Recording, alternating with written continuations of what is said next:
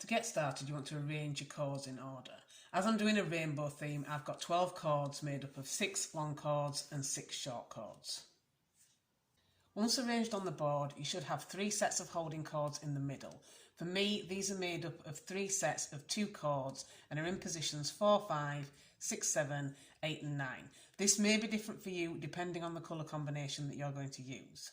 My long chords are in positions 1, 2, 3, 10, 11 and 12. Again, this may vary depending on the colour combination that you're going to use, but whichever colour combination you're going to be using, the working chords should be on the outside at either side and the holding chords should be in the centre. And finally, to arrange the colours in order, you want colour 1 to be in position 1, you want colour 2 to be in position 12, you want colour 3 to be in position 2, you want colour 4 to be in position 11, you want colour 5 to be in position 3, and you want colour 6 to be in position 10. This is a 6-row repeat pattern if you're using 6 colours like I am. However, in terms of the knotting technique, this sequence repeats every 2 rows. So for your first row, you want to take the chord in position 1 and you want to bring it over the rest of the working chords on the left hand side, which for me is the chords in positions 2 and 3. You want to put these out of the way and you can move the right hand side chords for now. And you want to take this chord and you want to bring it over the top of the chords in positions 4 and 5, underneath the chords in positions 6 and 7, and then over the top of the chords in position 8 and 9. And then you want to return back in the opposite direction. So where you've gone over 8 and 9 here, you want to go underneath and you want to be above where you did this part. And then you want to go over the top of 6 and 7 and then underneath 4 and 5. And then you want to gently ease this into place. So it's worth taking a little bit of time here just so it doesn't warp.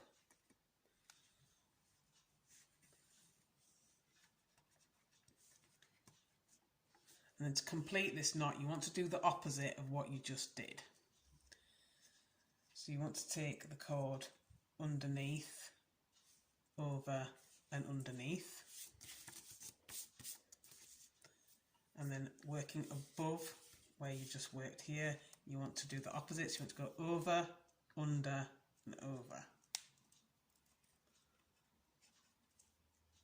And then underneath here. And again, gently ease this into place to complete the knot.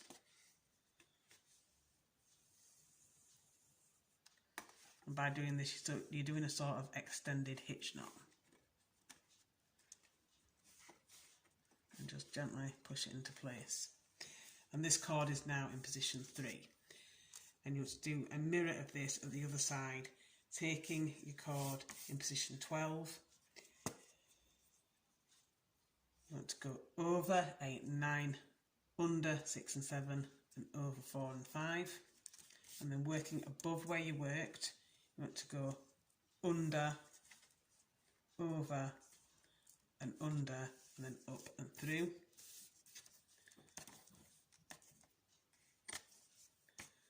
Again, gently ease this into place. And then to complete your knot, you want to do the opposite. So you want to go under, over and under, and then working over the top, you want to go over, under and over, and then underneath here and through. And then gently ease this into place and just push it up against the rest of your chords. And this chord is now in position 10. And you want to repeat this at each side. So every time you're alternating sides, and again, taking the chord that is in position 1 each time, so it will change every time. And you just want to keep repeating this knotting sequence. So over 4 and 5, under 6 and 7, over 8 and 9, and then under 8 and 9, over 6 and 7, and under 4 and 5.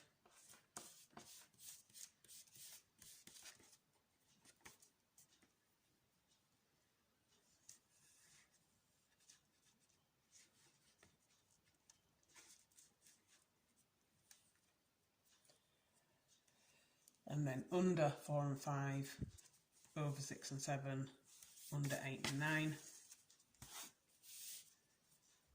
I'm working above where you've just worked, doing the opposite, over, under, over, and then underneath, and pull through, and then just ease into position.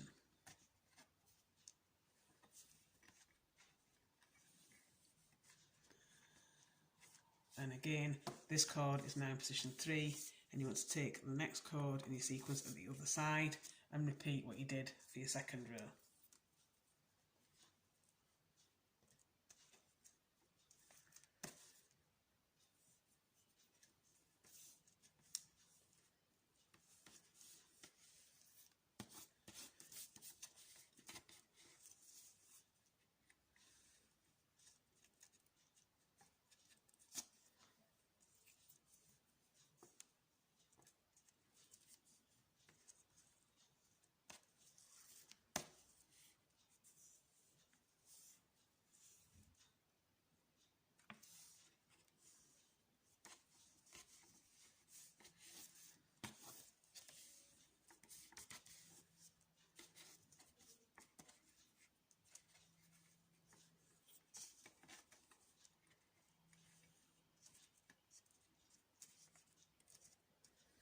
And this cord will then be in position 10.